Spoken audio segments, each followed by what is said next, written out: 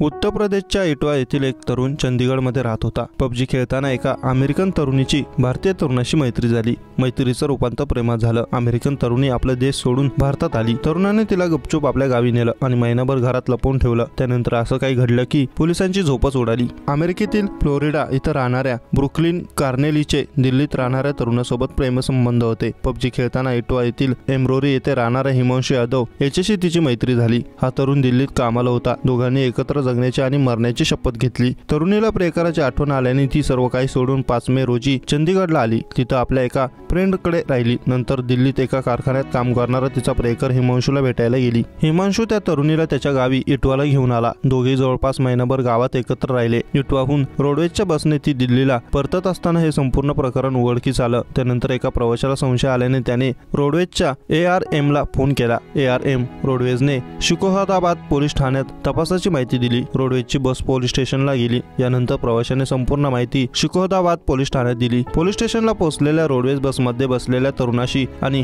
परदेशी तरुणीशी बोलले। LIO टीमनेही घटनास्थळी मुलीशी बोलून तिचा पासपोर्ट पाहिला। सर्व कागदपत्रे पाहिल्यानंतर पोलिसांनी बसमध्ये बसवून सुखरूप दिल्लीला पाठवलं। मात्र ब्रुकलिन कार्नेलने पोलिसांना सांगितलं की ती 4 महिन्यांपूर्वी विजावर भारतात आली होती आणि पंजाब ते इटवा येथे फिरत होती। पोलिसांनी या तरुणीची चौकशी केली असता त्याने नावाशिवाय कोणतीही माहिती दिली नाही। या तरुणाने आपला आधार कार्ड आणि कोणत्याही प्रकारचे ओळखपत्र हरवल्याचे सांगितले। मात्र तो परदेशी तरुणीशी कधीपासून संपर्कात होता याचा शोध घेण्यासाठी पोलीस त्याची चौकशी करत आहेत। हे संपूर्ण प्रकरण जिल्ह्यात चर्चेचा विषय ठरलाय। शहरातील पोलीस ठाण्याभोवती मोठी गर्दी झाली होती। परदेशी तरुणीचं काय प्रकरण आहे हे लोकांना जाणून घ्यायचं होतं।